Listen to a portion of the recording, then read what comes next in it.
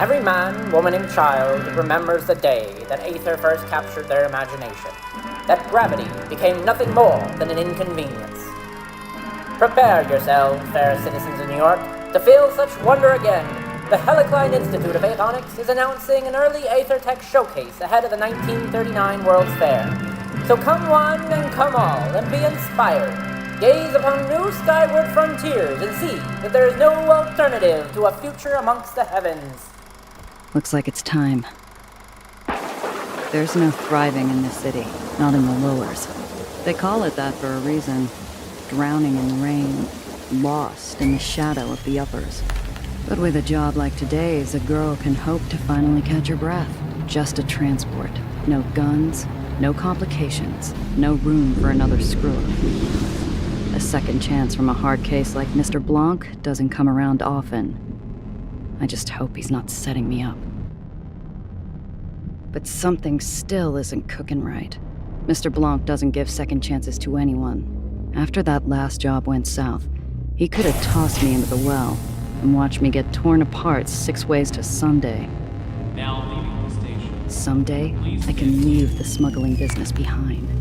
I won't have to worry about backroom deals, meddling tyrants, or pulling pennies from the smoke of a gun. Maybe I could even find a place in the uppers to thrive. Too bad I'm only welcome up here on business. For now. Someday, I'll have a whole place to myself up here. Something entirely mine. No thing and nobody holding me down. Just me and the open sky. Finally free.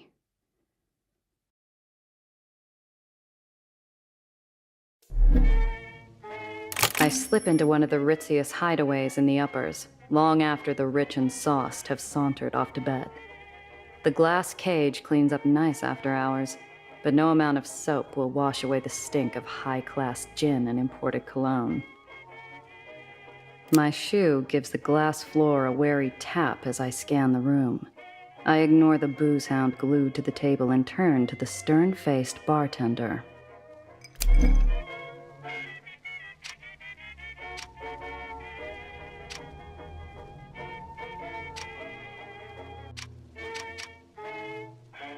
The booze hound's a whistling faucet, and his drool-spattered watch is worth more than my whole outfit. The regulars flock here to take in the view over a bottle of something expensive and bubbly. Every now and then, a soul gets grounded, and this is the best seat in the house.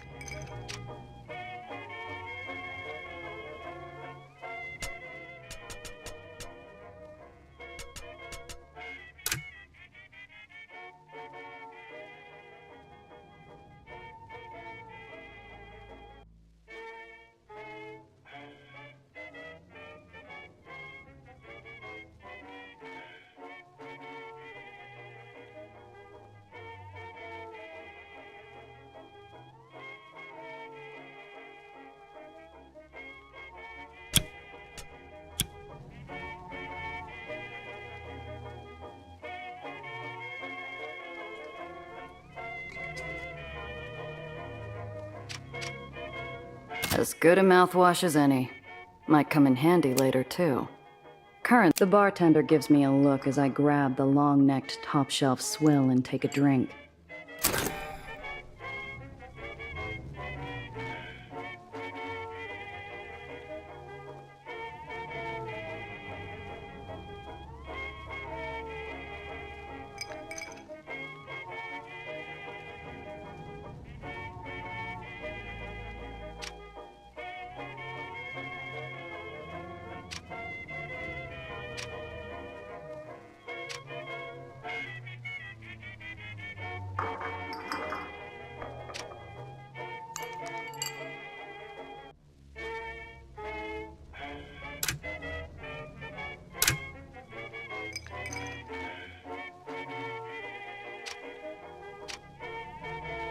The bartender's eyes follow my hands, making sure I don't get too familiar with a patron's belongings.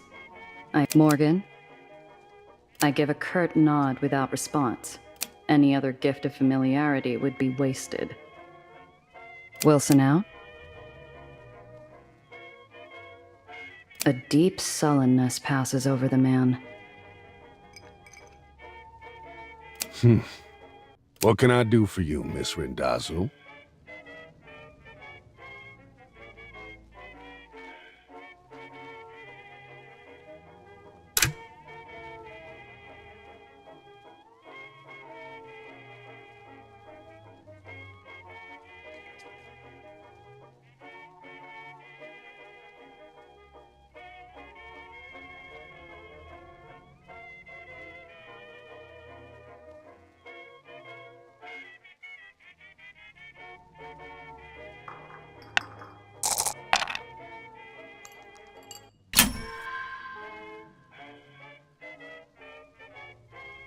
Morgan's eyes are gray, his knuckles raw, and the scent of 2-day-old body odor breaks through his strong cologne.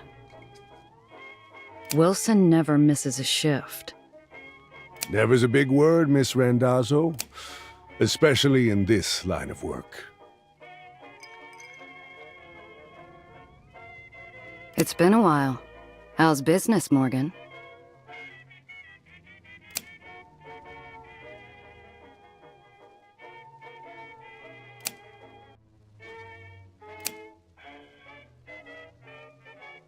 I know that name from the radio. Shame I'll have to miss hearing her live. The glass cage might tolerate my presence during after hours, but its patience runs dry whenever respectable clientele's on the floor. I got a meeting with Mr. Blanc. Let him know I'm here. So soon? I'm surprised. And without your uncle. His eyes meet mine, challenging me to say anything, to reach for my piece, to balk, maybe even cry. I slowly inhale. It's too early to let some high-nosed stiff get his kicks in, so I smile. I'm missing an Apollo Diamond picture to be here, Morgan. Help a girl out. The bartender frowns while he polishes a small tumbler. He's expecting me. I don't intend to make him wait. Do you? That did the trick. He reaches his hand under the counter, slowly. A part of me waits for a fiery roar of buckshot to tear through the mahogany. Instead, I hear a click and muted bell. They'll be with you shortly, Miss Rendazzo. I assume you can show yourself out afterwards. A familiar scent fills the air and lazy smoke drifts to the corner of my eye, drawing my attention to a darkened booth.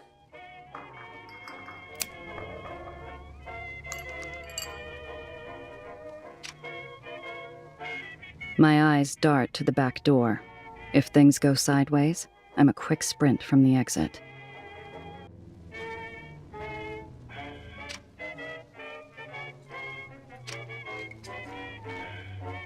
The table's already set.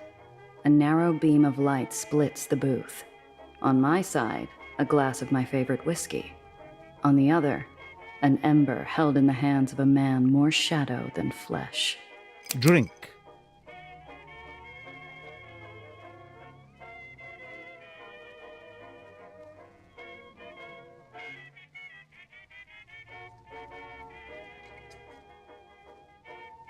Excuse me, Mr. Blanc, but I'm here for business, not pleasure.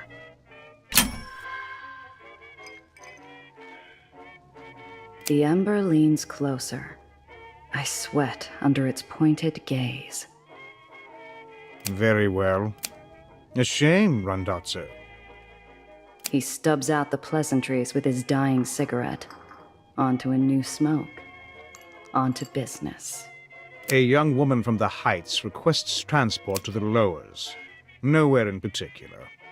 The Heights? What's some girl from upstairs want in the slums?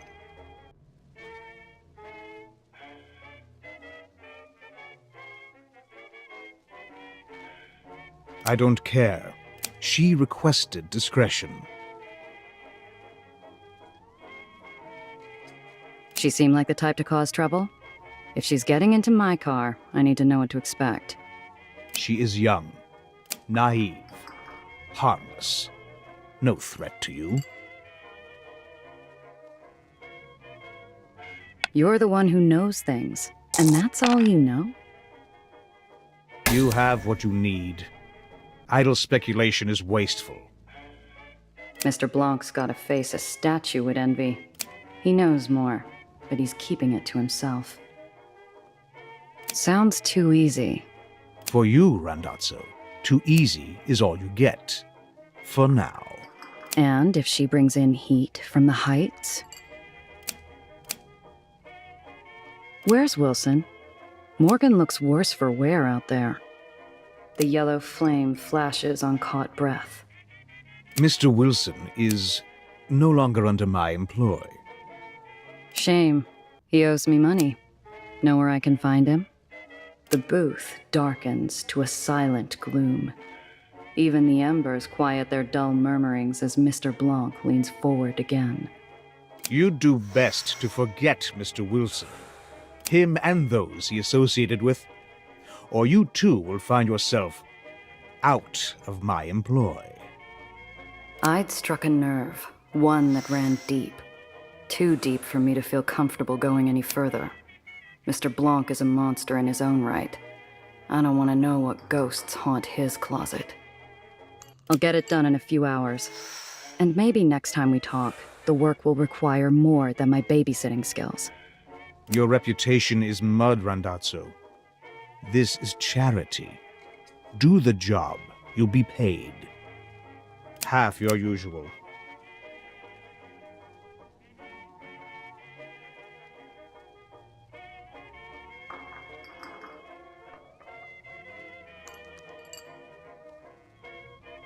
Any retort becomes bitter ash in my mouth. I got no choice but to play out the shaky hand, and Mr. Blanc knows it. His smile says he's been holding a flush ever since I walked into the glass cage. I'll take it. You'll find her outside, being obvious. Good luck, Randazzo.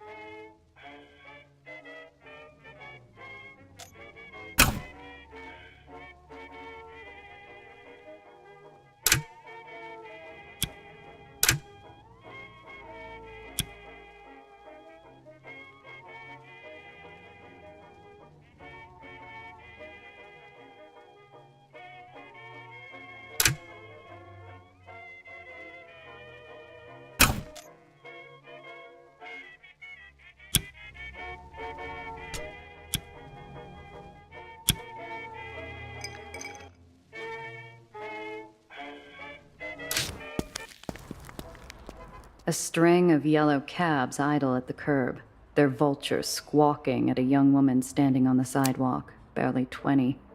She's a bird of paradise, too colorful for the drab concrete jungle around her.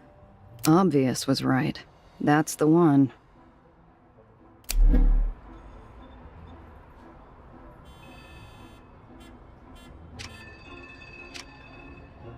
Zio always liked cabbies, said they were useful. This is where he and I disagreed. It's really something. Someday, I'll wake up to this every morning. One of the buzzards has her cornered. The girl's smile is a mask. She's being polite, but she doesn't realize how ugly this could get.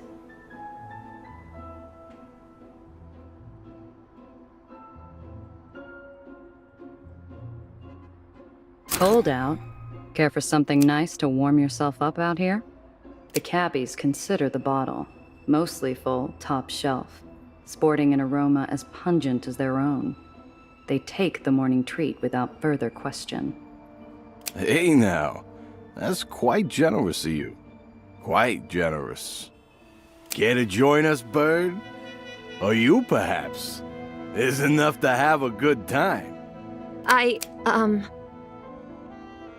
There's hardly enough. Perhaps next time. You lost.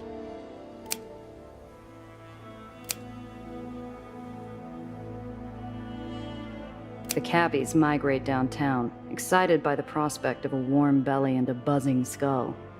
I pray for their next few fares. So, you're my driver. I'm Nellie. Well, Dr. Eleanor Reinhardt, technically, but please, Nellie's fine. Name's Gia. So, doctor, huh? That's right. My degree's in theoretical aethonics. I did my dissertation on Cherenkov radiation's impact on aether particulate flux. Columbia, then NYU for postgrad. Such a gorgeous campus. Have you been? Can't say I have. It's pretty close to the Helicline Institute of Aethonics. Olympus Park is what most people call it. Where I work. Or worked, anyway. She fidgets with her big, overstuffed briefcase. Something about it bothers me. This isn't your average rich socialite clutching her purse in a rough part of town. She's clinging to it like a life raft. I hope you don't mind me saying so, but you make quite a striking impression. The girl's eyes sparkle with curiosity. She's a bright little thing. Smart, switched on. And she's doing an admirable job of hiding how scared she really is. Her voice drops to a conspiratorial whisper. Are you really a smuggler?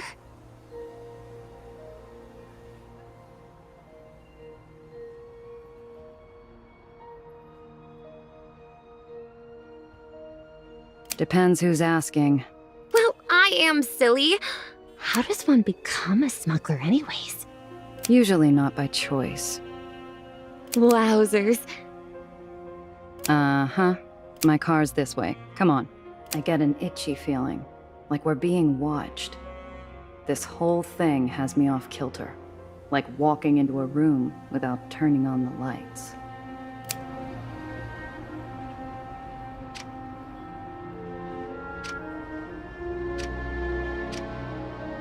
Bet these platforms don't see many folks from the lowers.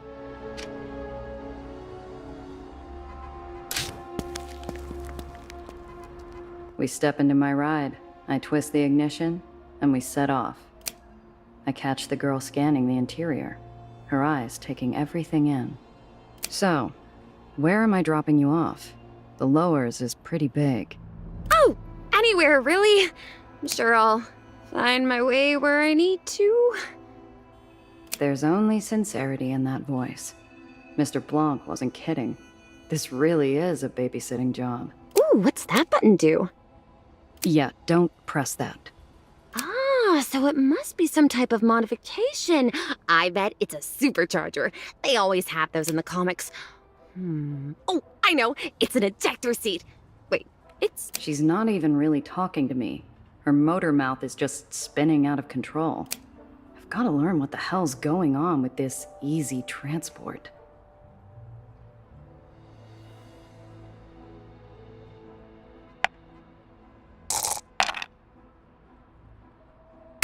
Her shoes are well polished, her hands clean, and the letters ER adorn her briefcase. She's an open book, but I can't get a read on anything useful. Is there something you want? I want to know what I'm getting myself into, kid. Something's off. Exactly what Mr. Blanc told you. I need transport to the lowers. That is all. It's never that easy. Maybe this time it is. While we're talking, my eyes keep getting pulled to the rear view like it's a magnet. I can't shake the feeling we're not alone. I juke down a couple service paths and hop across an access junction. Sure enough, when we pop back onto street level, the same dark shape is lurking behind us. Hang on to something, kid. This might get bumpy. I pop open the hidden compartment under the dash and point to it. The girl catches on almost instantly, and there's only a moment of hesitation before she shoves her briefcase inside.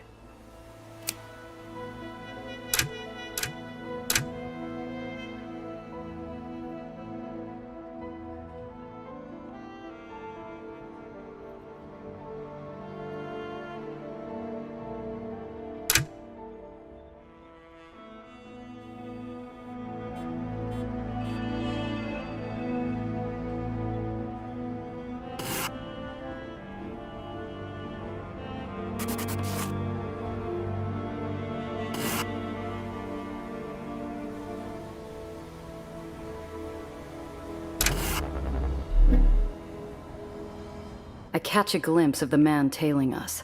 He's got the easy posture and the liquid metal smile of a seasoned killer. In the rear view, his eyes burn like ice above a jagged scar. No! How did he find me? Who?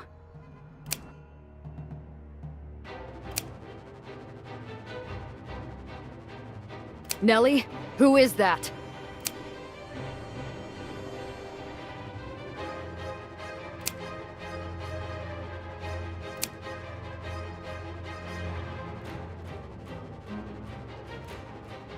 We can't, Gia. Please, we can't! Don't worry, kid. Just keep your head down. This will be over soon.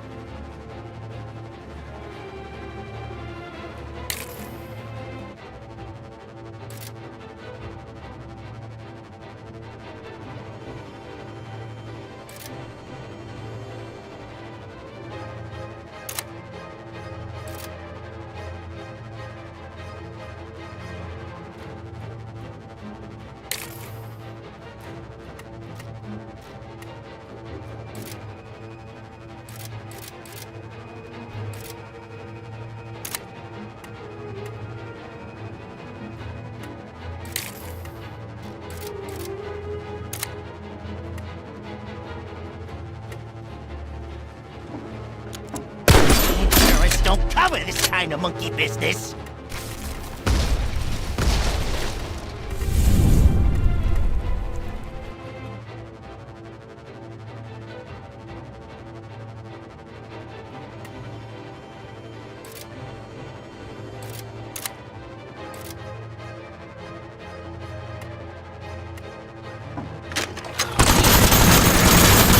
My automobile.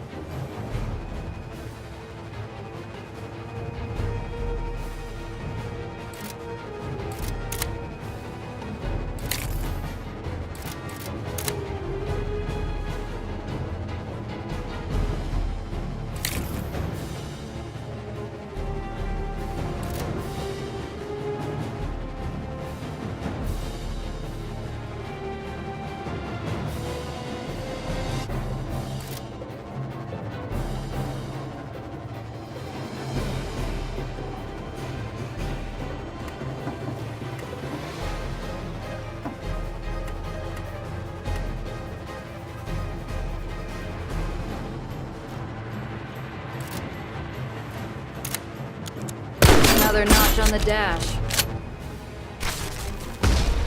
We did it, Gia! He's gone! That was too easy. We need to get off this island, now.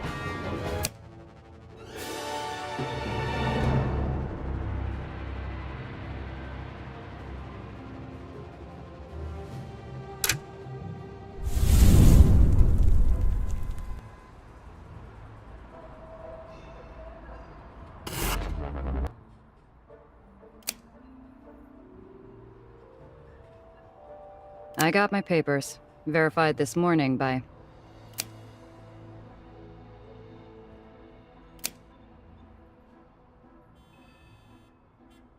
Look, maybe there is some other arrangement we can reach.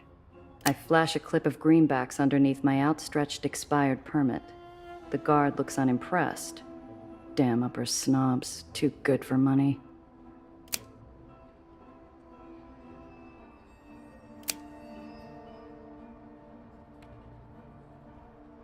He waves me on, and I drive towards an open...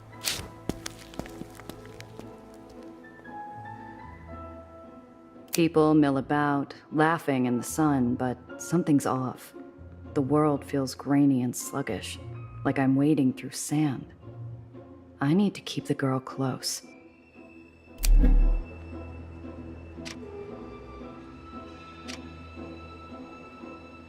We're killing time in a sea of hard limbs, well-used pocket watches, and dull chatter, waiting for a permit.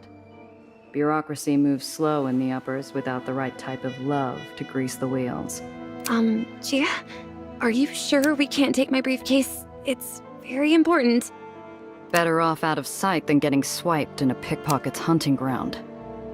See that? I nod and put a spotlight on an act I've played myself. A gal trips into a gentleman.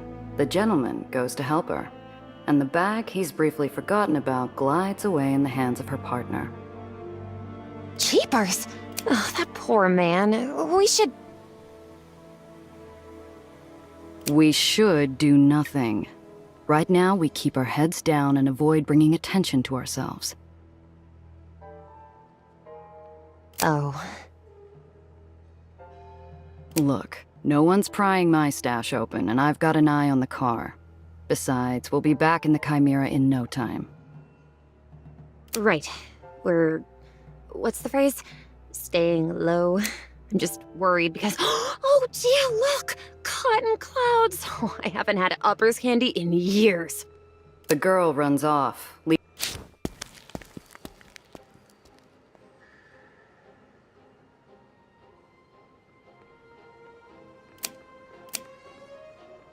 She's like a bird from a cage. Bright eyes sparkle as she flits at every vendor between her and the cotton cloud stand.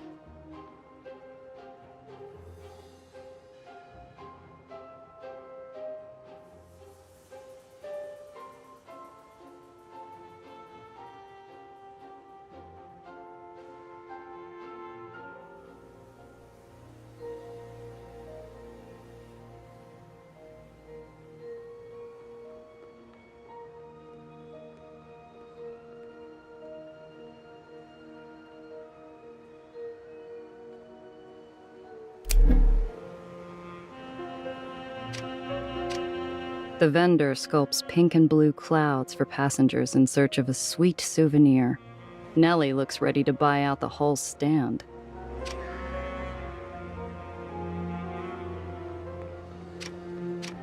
The speakers call out names with far more cheer than they deserved. Dreamland, Nation's Crusade, and so on. None were ours.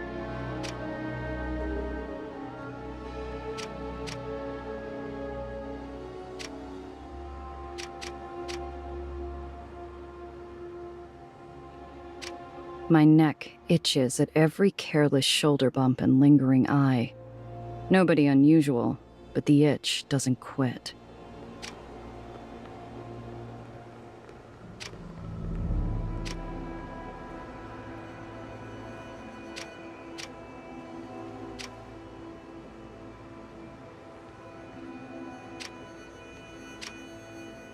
The girl seems determined to stay obvious.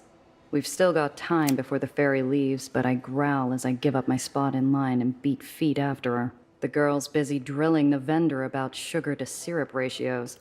A stick of cotton later, I heard her back in line. Unfortunately, it hasn't moved. I let her get in a few sweet bites before I feed her something bitter. What did that scarred-up black hat want with you? Her face falls mid-bite. The pink cloud sags like a lead balloon. I've thought of at least 5 different ways to explain it, but it's complicated. Usually I'd ask someone for advice, but he's not here.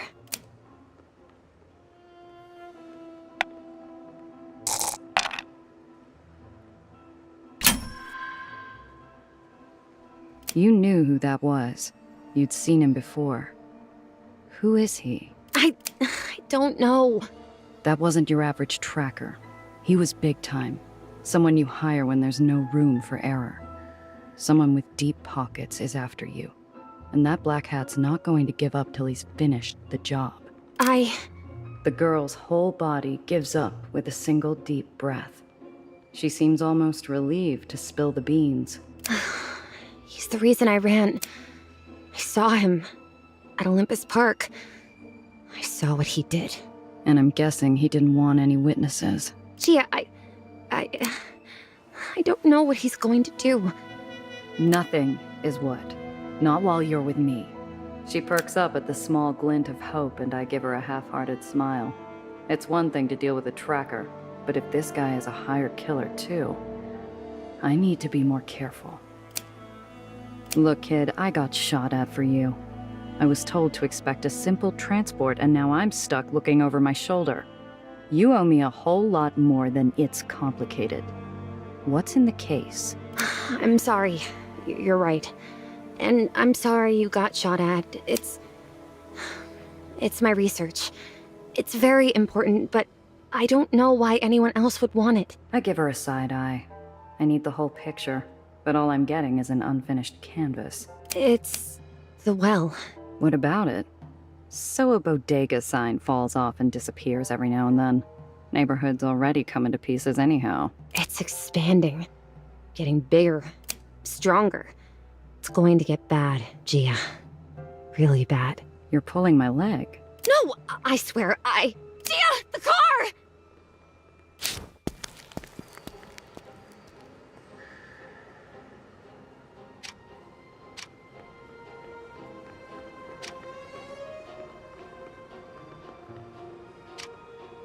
Minutes. I'd only taken my eyes off the car for a few damn minutes. Time stops long enough for me to catch the tail end. The glare of green lights, the lift of red-white metal, and the blur of a black hat. They took my car. Gia! My research was in the car. What are we going to do? We're going, now. Ferry's here. I know a place we can hide on board, but we gotta move. But... No buts, kid. Move. If they've got the car, we've got to assume they're on our tail. We stick to the plan. Get to the lowers and hole up somewhere safe. After that, we're gonna figure out how you're getting my car back. The hole is a barrenless refuge, rotting and hidden in a forgotten corner of the city. It offers sanctuary to every soul who finds freedom at the end of a gun or the bottom of a bottle. It is the safety of the shadows. Oh, is this your hideout, Gia? It's like a pirate's cove or a raider's den. More like a sinkhole. Watch your step, kid. You'll sooner run into a back alley mugger than a swashbuckler out here. So, what's next? We need to formulate a strategy. My place. I need a drink. And you need to finish explaining what the hell got my car stolen.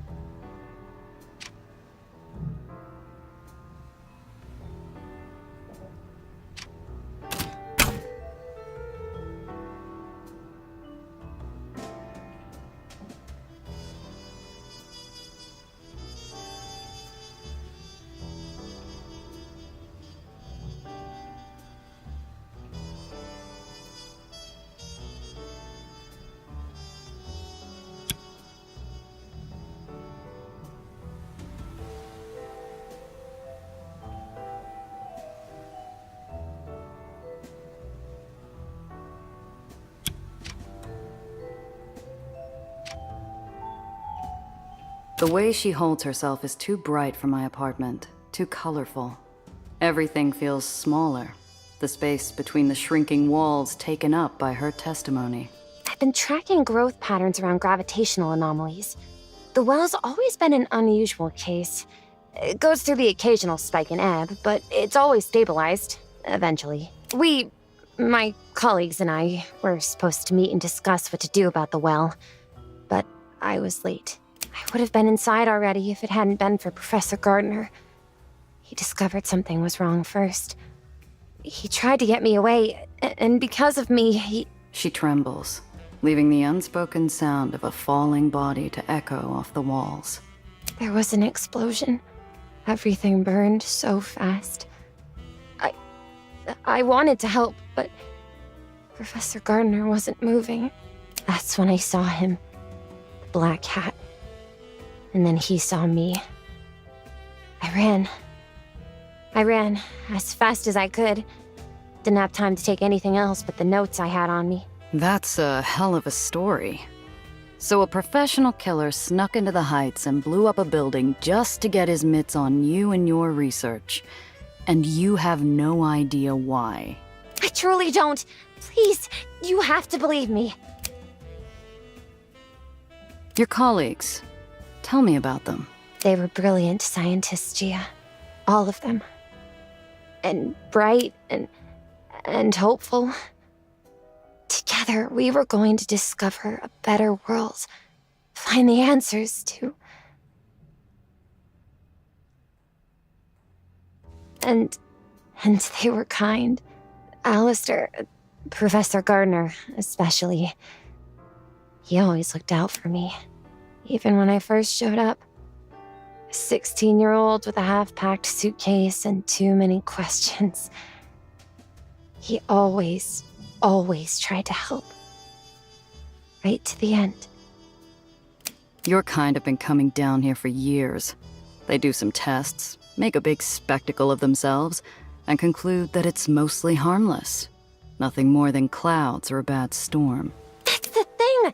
It should be nothing more than a cloud or a storm. For crying out loud, it's not Jupiter's red spot. Something is causing it to persist and expand. You're sure it's expanding?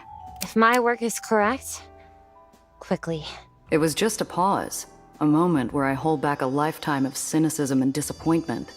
But she hears it like I'm filling the room with air raid sirens. You live in a flying city, Gia.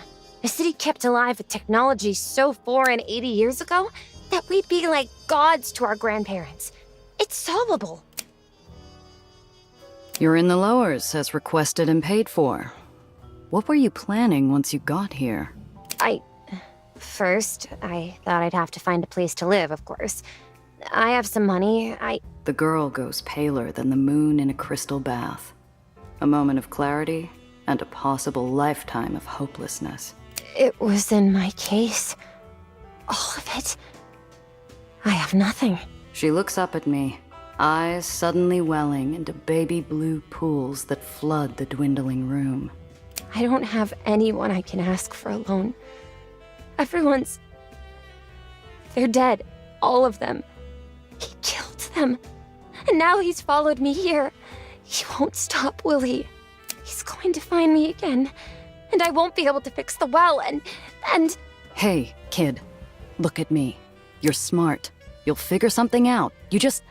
Listen, I'll talk to someone who could help, but I need you to focus. Those goons stole my car and your briefcase. And right now, you might be the only real lead I have. What can I do? I told you everything I know. Not everything.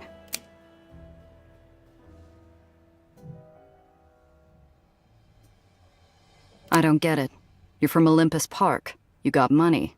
And you just leave without talking to anyone? I needed to disappear quickly. Apparently, I'm not all that good at it. I didn't have time to pack. I took the first ferry I could find, and it left me in Astoria Bay. Fortunately, when I told a very nice officer I needed to get to the lowers, he referred me to Mr. Blanc. Knowing Mr. Blanc, that referral didn't happen by chance. He's got eyes in every dark corner of the city. If a bird from the heights flew down on an air of mystery, he'd want to know why. He called you by your name. We're looking at someone who's done his research, or someone who's got something personal on you. Got any enemies up there? No! You sure? You didn't piss off some other brainiac with a better showing at the science fair? No. You running from family? Some bigwig who made a pass at you? Jilted husband? I'm not. I've never been married. I don't have the time or the interest. But even if I did, I haven't had any gentleman callers, or really met any gentlemen. Aside from Professor Gardner, of course, but he doesn't count. Not in that way. This Professor Gardner's come up a few times. Who is he? Oh, Professor Gardner, Alistair Gardner, was one of the first people recruited to the Helicene Institute. He's one of their spokesmen, too. He even oversaw my application. The other adjudicators were reluctant. Everyone else was so much more senior and older, too. But Alistair fought for me. He called my skills and my desire for a better world a brilliant ambition. He helped look after me during my stay at Olympus Park. It helps that he supervised the lab that I worked in. This Professor Gardner's come up a few times. Who is he? Oh, Professor Gardner, Alistair Gardner, was one of the first people recruited to the Helicene Institute. He's one of their spokesmen, too. He even oversaw my application. The other adjudicators were reluctant. Everyone else was so much more senior and older, too. But Alistair fought for me.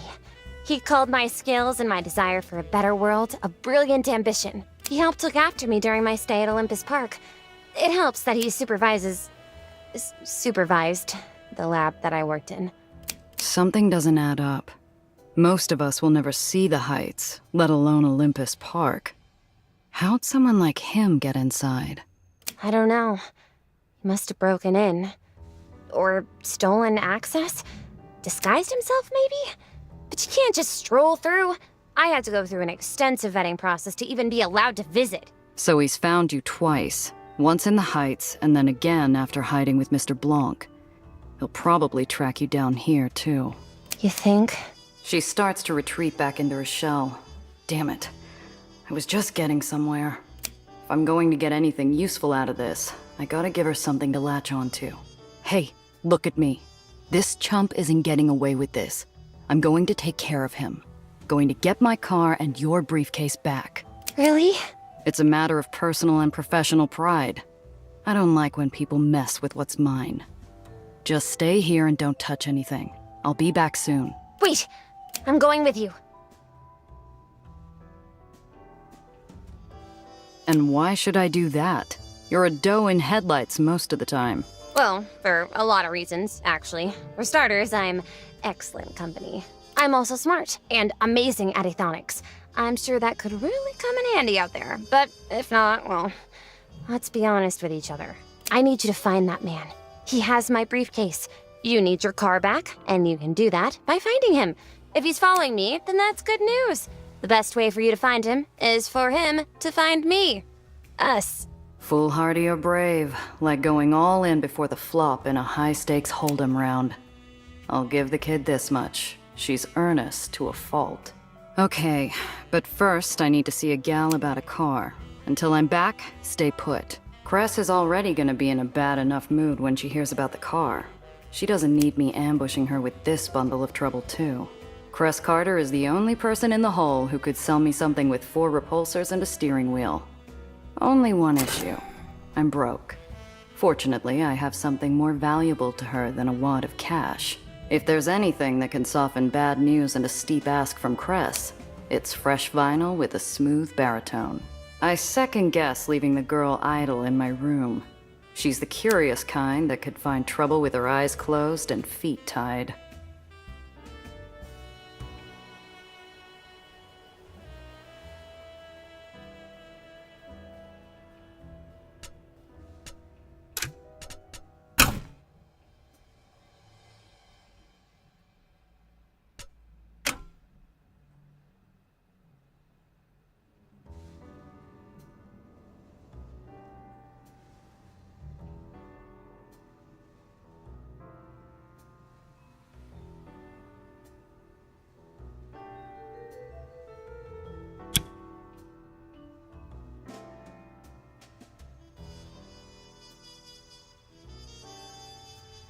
I don't live like royalty, but I got a few shabby creature comforts around.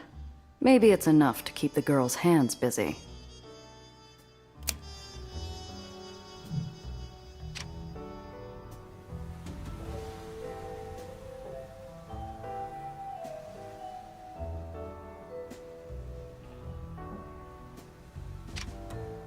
Nurse on this a while, kid. It'll take your mind off things. I think... No. No, thank you.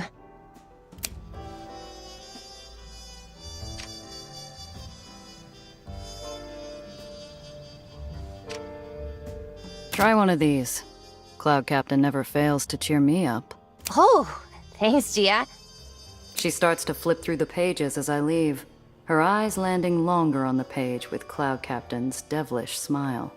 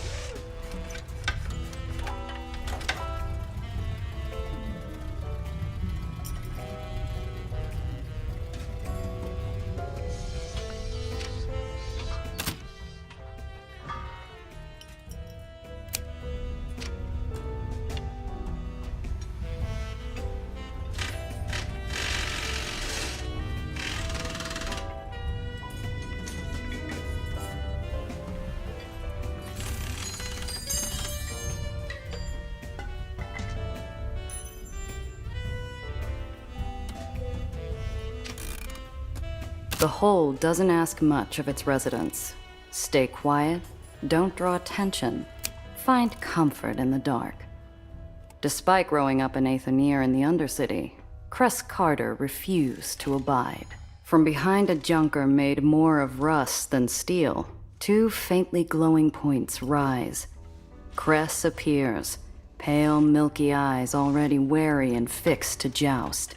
Where's my baby, 8-Shot? The low, angry rumble of the island's Aether generators shake the floor in protest of their nature-defying feat. I hope it stifles the sound of my pulse. This is news I don't want to break.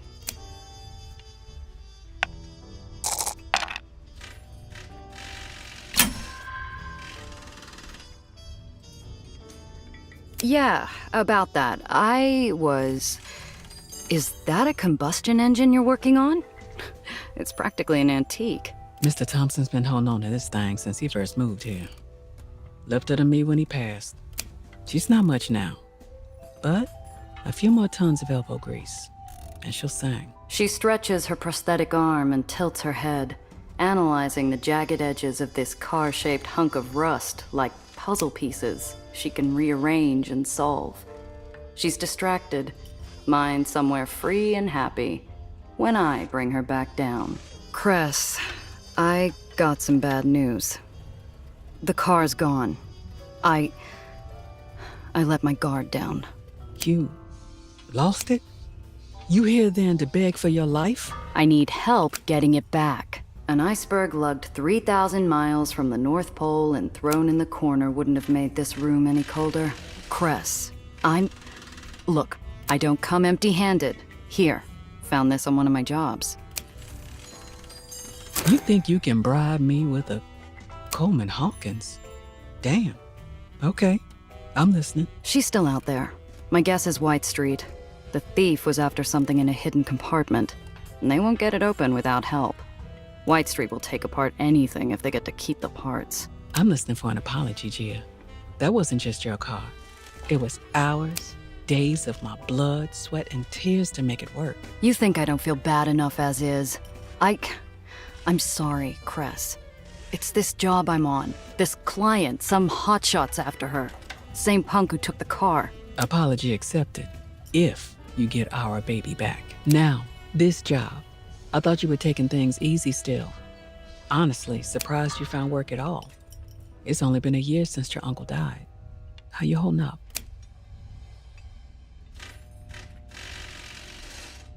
Work's dried up. Even the easy jobs that no one wants. What I can get is barely enough to get by. Have you considered calling in that favor Needles owes you? He's working in White Street now. Pretty sure he could get you a job if you need it. Here, he's been busy lately. Needles? I'm not talking to that prick, not in 100 years. Not sure who would shoot first if we saw each other again. No, Cress, not him. Wait, are you keeping tabs on him? You're not the only smuggler that's good at what they do. He's also one of the few who still runs in White Street. Aetherneers over there don't have many options, especially with that tyrant and his constant wars. War in White Street wasn't new, and it wasn't worth the small talk, or the bad memories that come with it. It's this client. There's something off about her. Off? How? Can't place it yet. Too many questions. Doesn't help that she's from the Heights. Well, there's your problem. Anyone who lives that high up has a screw loose. Not enough oxygen. Shouldn't trust any of those airheads. I might have to if I want to get my car back. Be careful out there, Gia. Not right now, Cress. I just want to stay focused, find my car. I bet by now she's in the hands of some White Street chop shop. I need your help, Cress. 2 favors, then. A car, and I assume a lead in White Street. Her eyes go distant. She never told me who she lost when White Street's Baron executed his last purge, but she disappeared for a week afterwards. When she finally returned, someone else walked around in Cress's leather shoes. She pulls out a pencil, scribbling a symbol on an old stale coffee filter plucked from the ground. North White Street Harbor, Pier 9. Say I sent you. You'll find some Aetherneers who can help. Maybe. As for the car, got a lemon out back.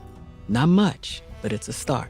Bring it around, and maybe I can get it working. Take these repair kits too, in case you get in a scrap.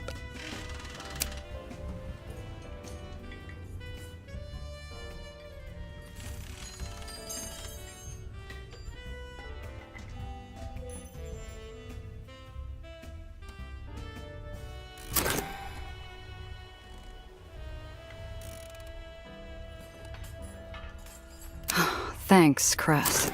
Yeah. Also, Gia, don't be an ass. I'll hear about it.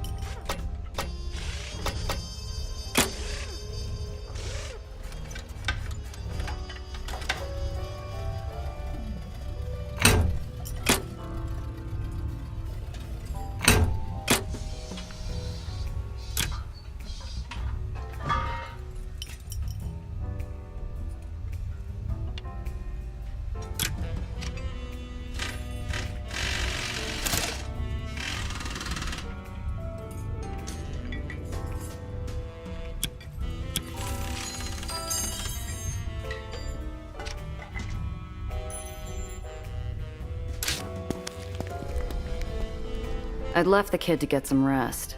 I returned to find her stainless shoes performing a precarious balancing act on my chair while her hands twirl the wall crank. What the hell are you doing? Oh, Gia! I'm not used to having time on my hands, and I couldn't help but notice your plant wasn't getting enough light. I adjusted the height, and it should get up to 10% more exposure. I hope that was all right. Next time, ask. Anyway, got transport and a lead. Let's head out. Already? We need to move fast if we even want a chance of finding my car and your briefcase in one piece. Best bet? We start with White Street. Why there? Is it a smuggler thing? It's a hunch. White Street's whole business is sanitation and recycling. You need something disposed of on the down low? That's where you go.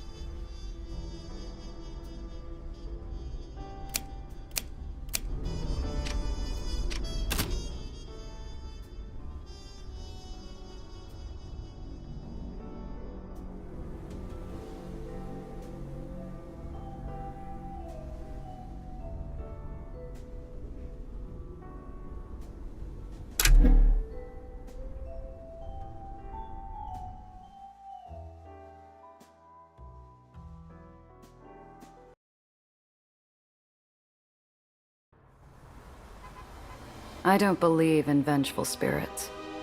If they existed, White Street would have been torn from the sky in retribution for its decades of war. Instead, it stays floating to spite the dead, a withered shell of its former glory. Why? Is something wrong? Where would I find the time, kid? Or the heart to fill your head with graves of ash, islands on fire in the night, the thunder of war in the skies? That was years ago. But not yet.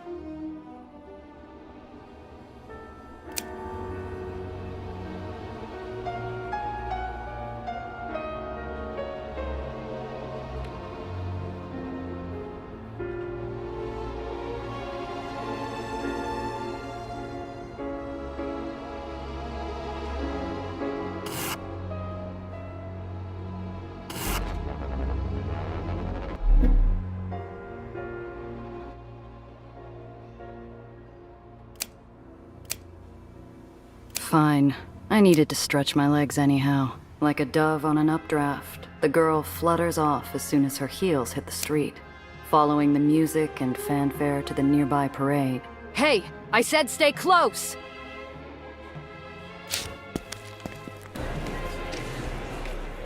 Wowzers. I haven't been to one of these since I was young. Where are the floats? The clowns? They're just soldiers. Are all parades in the lowers like this? Just like this? No. Each Baron has their own flavor of showboating to distract from how bleak life is down here. White Street's just eager to march and flash their guns around. Something big must be going on. Do you know what's happening? I'm not sure what this is. White Street has been bleeding territory, money, and men for over a decade in its wars with the surrounding barons. This should be a funeral march, not a celebration.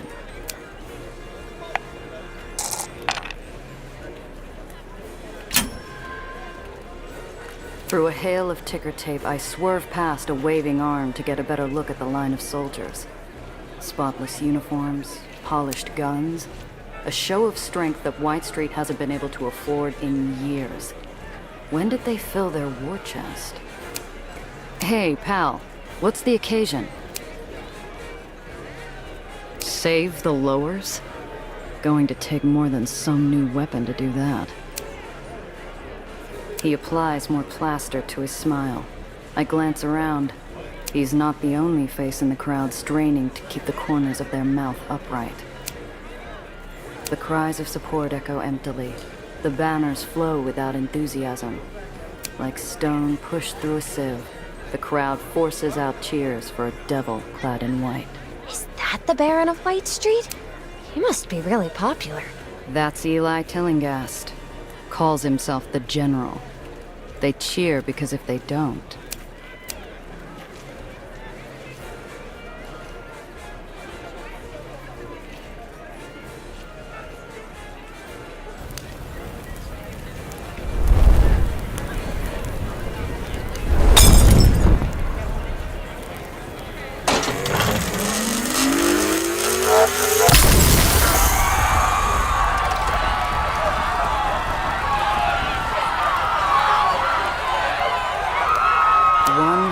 blast of light was all it took to disappear a crowd, stunning onlookers like a twisted magic trick. Instead of applause, cries of panic and a stampede of feet clap the pavement, while a putrid smell fills the air. My gut twists as it fights every reckless impulse to run.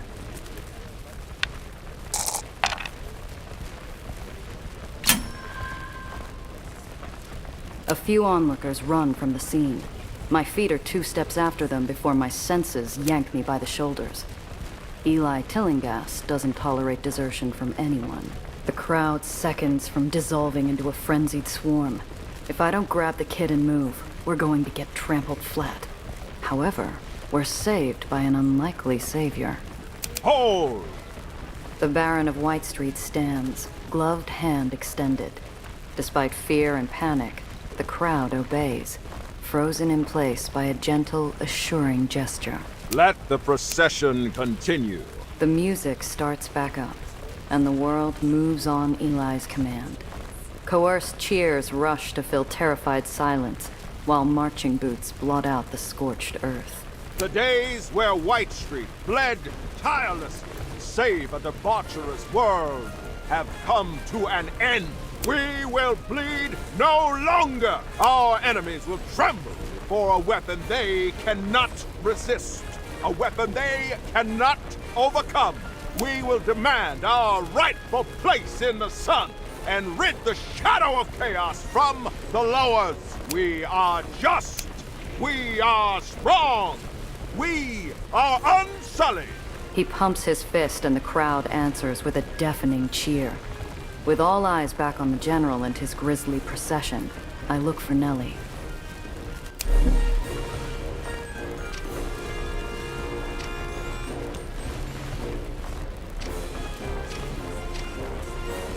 It's only a second, but I spot a glint of metal in the curve of a black brim that resembles a scarred-up bastard. I go for my gun, but he disappears like campfire smoke in the night. Did he spot us? Or am I jumping at ghosts? I scan the whole street. Nothing. Not a hint of the black hat or my car. I decide not to mention it to the kid. After what happened, I'm jumpy enough for the both of us.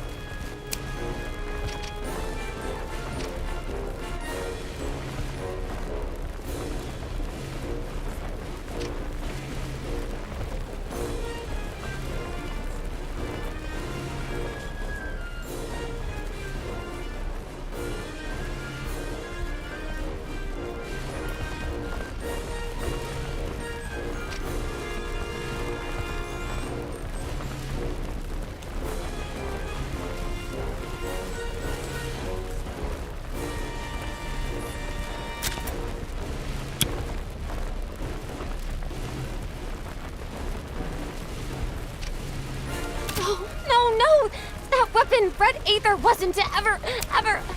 Oh, Gia, those people. Those poor people. You recognize it? What the hell was that thing, Nellie? It was never supposed to get out. Never. How did it get out? How? She buries herself in her hands, breathing hard, wishing with every strained muscle that this nightmare would end. A part of me wants to join her. I can't stay here, Gia. We have to go. We can't. Not without attracting serious attention. You saw what happened. If we get caught sneaking out, we'll get shot. Gia, please. The kid's bloodless face moves me to glance down the procession line.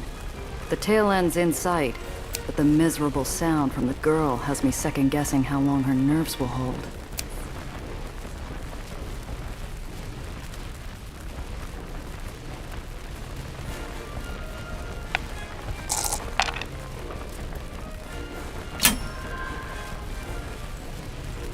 Nellie, look at me. Talk to me. Just tell me what that was. That weapon used red Aether, Gia. A highly volatile, highly experimental version of Aether. It's very powerful, but also very unstable. But red Aether wasn't supposed to...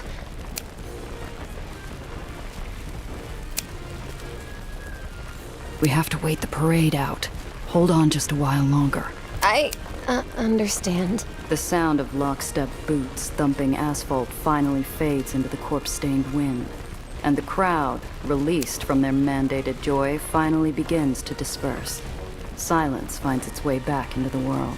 All at once, the poor kid's nerves crumble like a paper cup, spilling her insides all over the now vacant street. Take it easy, kid. Slow breaths, all right? Let's get out of here. Now, please. Yeah, we're done.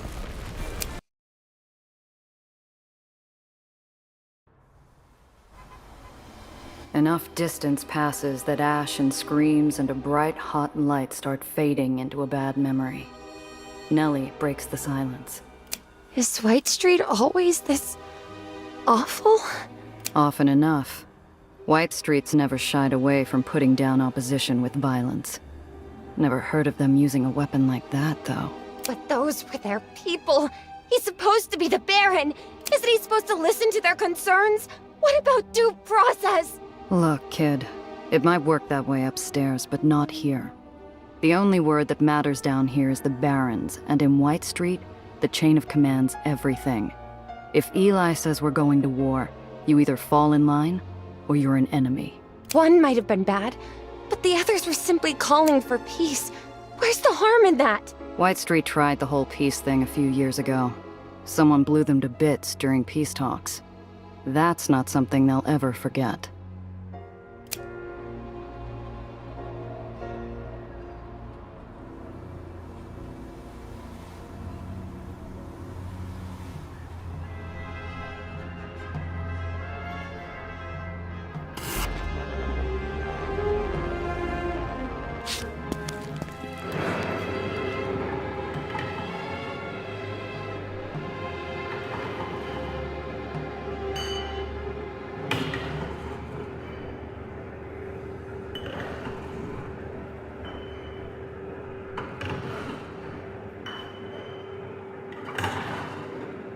It's around here somewhere, hidden.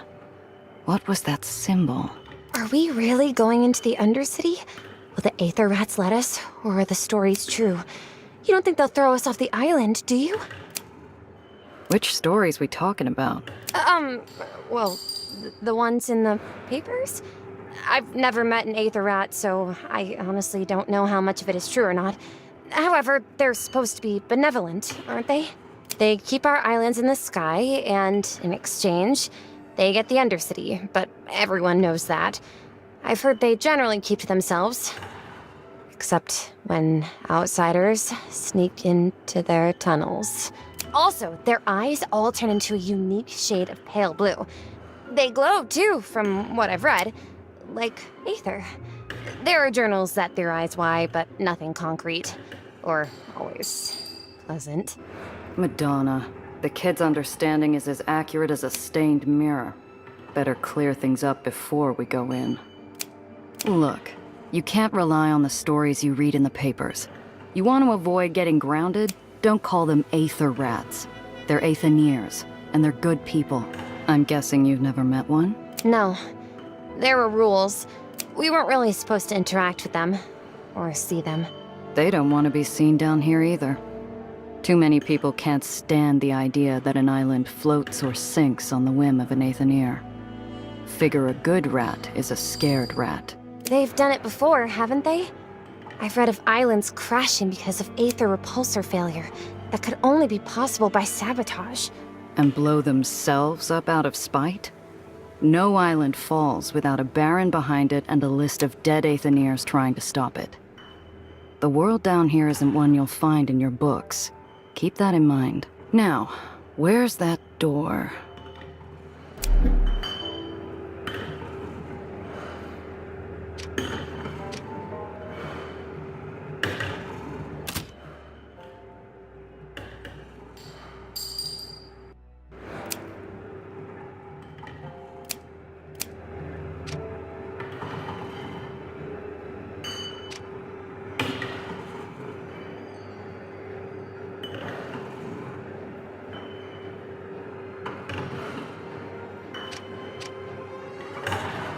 Careful strokes of paint form an innocuous symbol of a rat matching the sketch Cress gave me.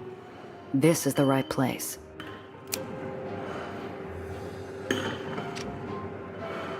Shopping for trouble? We're just sightseeing real close. Jeepers! Gia? A pauper. One of the murderous specters slithering freely through every pipe, waiting to brutalize passers-by. If you listen to the stories. Scary as he is, he's more sentinel than specter. Looking for you, actually. We're friends of Cress Carter. She sent us to ask about a missing car. Cress Carter? Strange. Cress's name should mean something. Either he's greener than he looks or he doesn't trust my word. I might need something to loosen his tongue.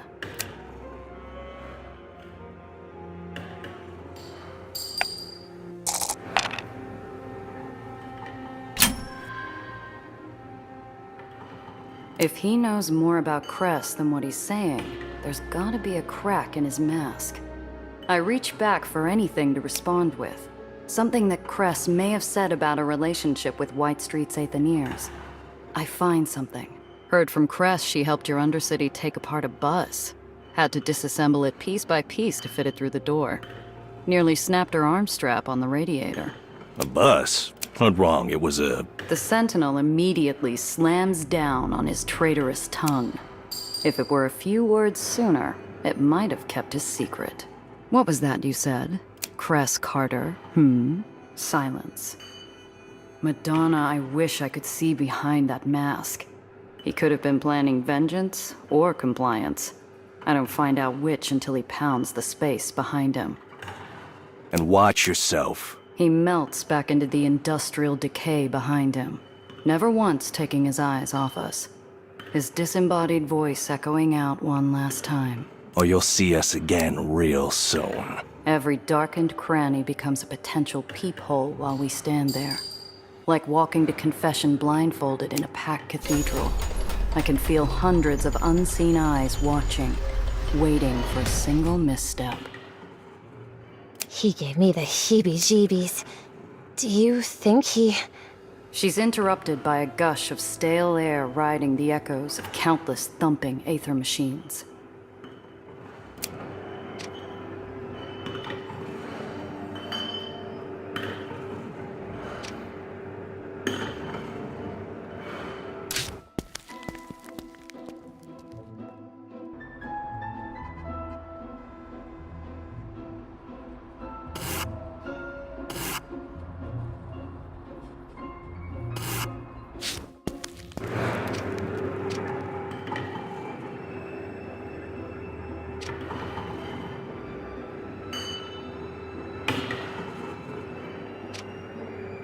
Topsiders, why are you here?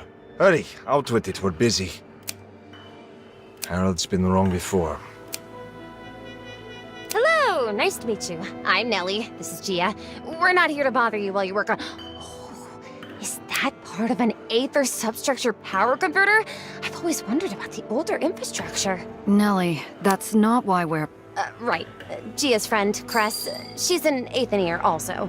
She sent us here because we need your help to find this car of ours that has some important stuff hidden away inside. Too desperate, too vulnerable.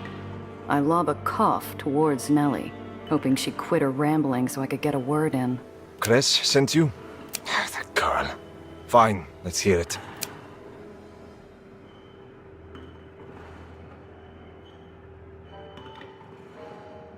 You and Cress close? We're Aether rats. We're all related. One big happy family. She's running around with all these topsiders causing trouble. And now she risks the three of us. She should know better. It's a subtle movement. Alexander sends an involuntary glance towards Maria's abdomen before matching my eyes. I couldn't be sure if he was angrier that I caught him, or that he slipped something so personal.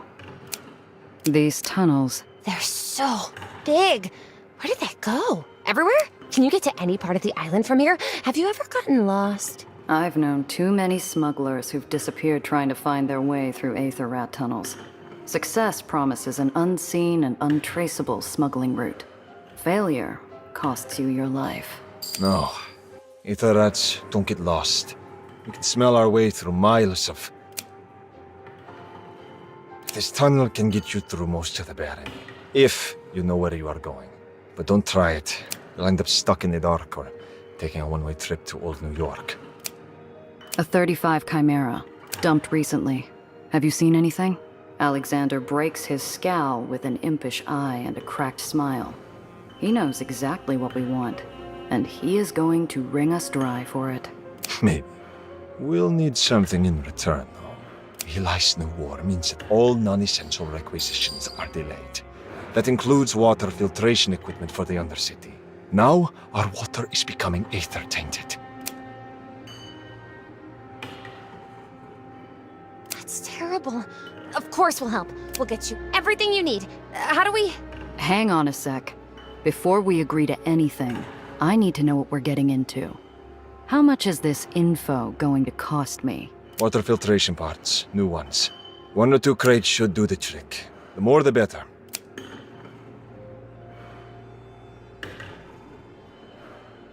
Aether should have priority. But Eli's leaving you without water? Should be, but the Baroness quartermaster says the war means less for us and more for the army. Letsuko's a soldier, not a man. He's choked us from the supplies we need for years. Now, with the war, he has every excuse to squeeze tighter. How'd any part of White Street lose out on clean water? I thought that's all Eli cared about, aside from his wars. Our water is kept separate from the rest of the Baroness supply. That way, terriers can reward us with clean water if we run low. Why would Eli risk the lives of his Aethaniers? You keep his islands afloat. If you all start falling sick, his islands are going to start dropping too. We've asked his terriers the same question. All we get back is, get back to work. You'll have those parts, but I'll want to know where my car is as soon as we're back. Don't trust the quartermaster. And watch yourself around the scrapyard. It's a dangerous place.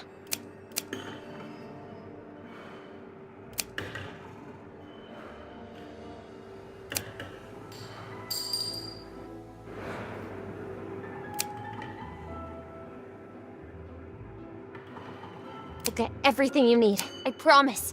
Poor kid. She has no idea.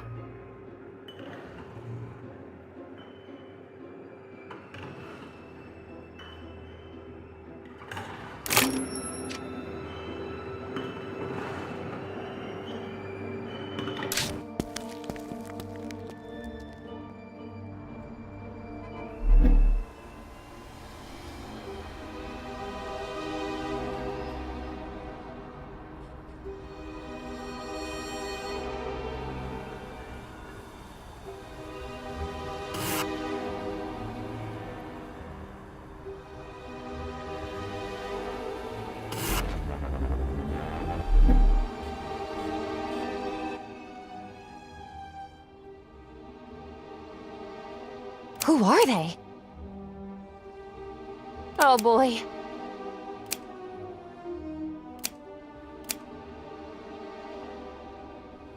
Whew. I hope that won't be a problem on the way back.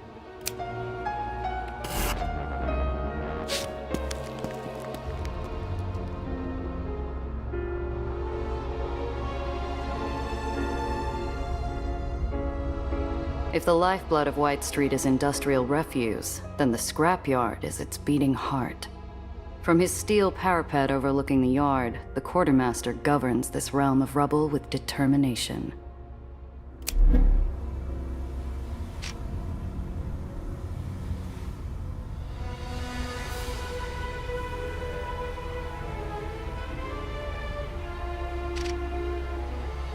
Not while he's here.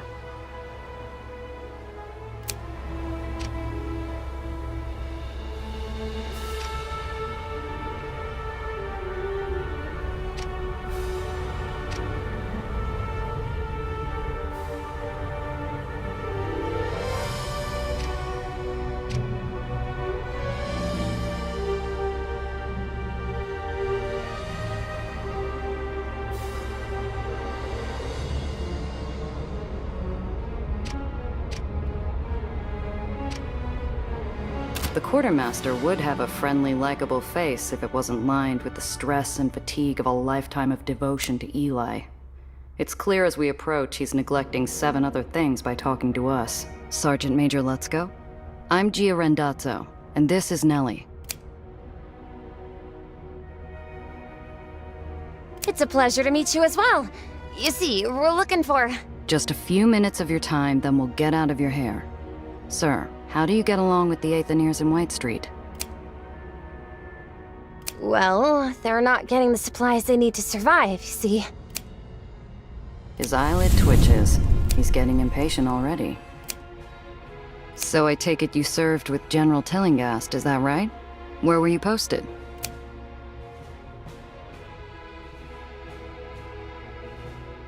I think you must have been very brave to do what you did. And it's plain to see you and the General are very close. He's lucky to have you around, I think.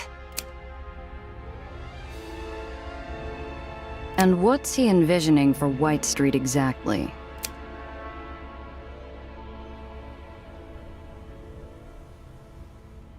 Stars fill the old soldier's eyes, a proud stiffness rejuvenating his weary frame. Talking about his boss transforms him into a younger and more zealous figure. It's almost tender, in a strange, skin-crawling kind of way. You deal with a lot of lawyer types? There are Aetherian lawyers? Do they go to law school? Can they go to law school? What sort of law do they practice?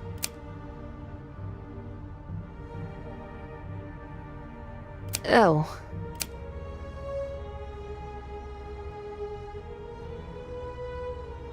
He scowls. I decide it's best we ease off. Well, that's just what we want to avoid. Forget I said anything. Look, we don't want to waste your time. You got a job to do, and so do we. We're here to make sure the Aetherians get what they need. Can you help? He sighs and wipes his brow, like a boxer who just learned that the fix is in. They need parts to repair a water filtration system.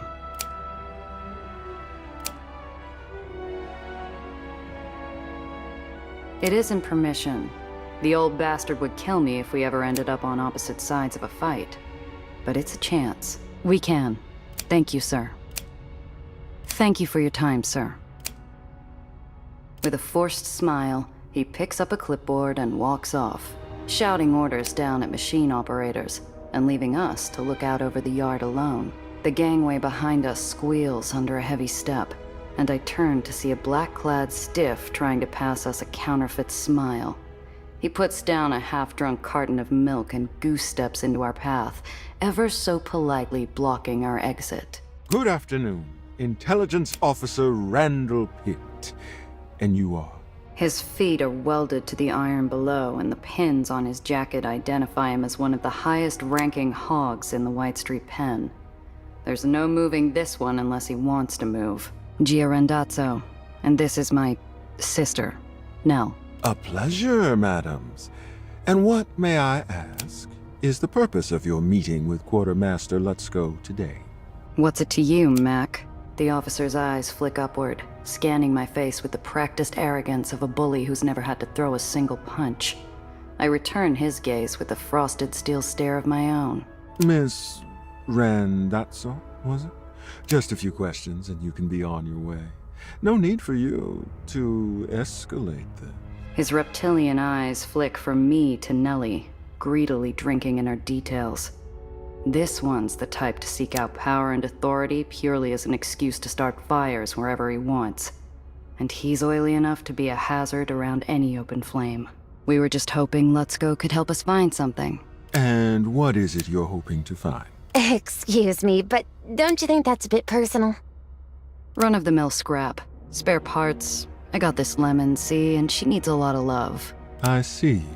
And what is it you do for a living, exactly? Cargo transport mostly. Interbarony import-export. Really? And do you enjoy it? Oh, always. He catches the sarcasm like a maniac's shortstop and offers a wan little smile. Anyway, listen to me prattle on. I get flustered when faced with such ravishing beauty, you see. For sisters, you don't look that much alike. Do people tell you that often? Oh, he's loving this. savoring every second like we're a pair of potato knish, fresh out of the oven. Which means, of course, he's about to bite. I trust a pair of such good little New York girls would promptly report it if they were made aware of any illicit activity on the part of Sergeant Major Lutzko. Correct. What do you mean, illicit? Oh, you know, illegal, wrong, things that would demand a transfer of leadership here into more capable hands. Anything he shouldn't be doing. How would I know what he should or shouldn't be doing? His smile flashes in and out of existence so quick, you could argue it never happened. In an instant, his officious familiarity vanishes. How charming. Now, you and your sister can testify to what you know, or we can take this up with General Tillinghast. Your choice. Doesn't take a genius to figure Lutz goes into something dirtier than his own soot-stained uniform. I share a look with Nellie, whose sparkling eyes are relying on me to navigate us out of these shark-infested waters.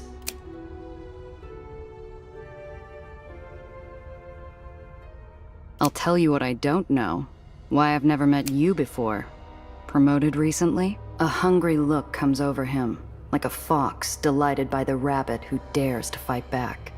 I pride myself on subtlety, my dear. Nobody knows I'm around, unless I want them to. How nice for us. He's inching closer, and his military-issue aftershave doesn't do much to mask the fetid milk stink of his breath. I maintain the distance between us. Not rude, but not too subtle either. He squints, unsmiling. Let's get back to the topic at hand, shall we? What's he in trouble for, anyway? Treason, malfeasance, embezzlement. Supplies deemed vital to the war effort have disappeared, only to be found later on the black market or in the possession of degenerates. He didn't need to specify which degenerates he was referring to.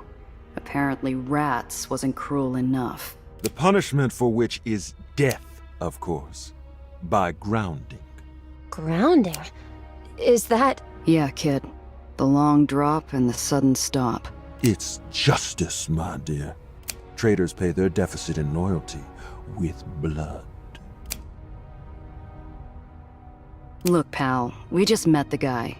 Do whatever you want, it's got nothing to do with us. Now we got business to take care of, so if you don't mind... A sneer paints itself slowly across the officer's mug. If he had an angle, he'd use it. But he doesn't. Very well. It was a distinct pleasure. Till we meet again. Oh, thank you, officer. Goodbye! He peels himself out of our path as slowly and painfully as an overglued bandage on a fresh wound. With a final colorless smile, he turns towards the quartermaster's office. Inside, Let's Go spots him, and the old man's Adam's apple bounces like a kid on a trampoline.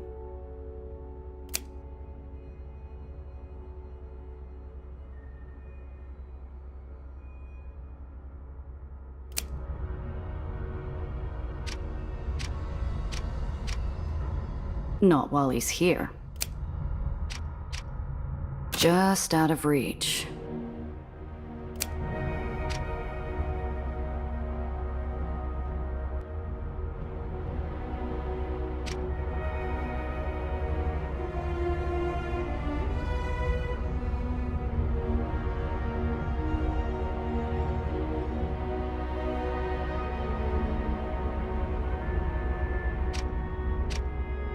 I don't think I like that Officer Pitt very much. That's only because you've got working eyes and ears.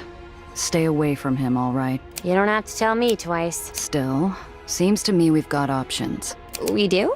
Well, whether we play it the quartermaster's way, or throw him under Pitt's repulsors, you and I still come out with the parts for Alexander and Maria. I see. But what'll happen to the scrapyard if the quartermaster's arrested by White Street Intelligence? You never know.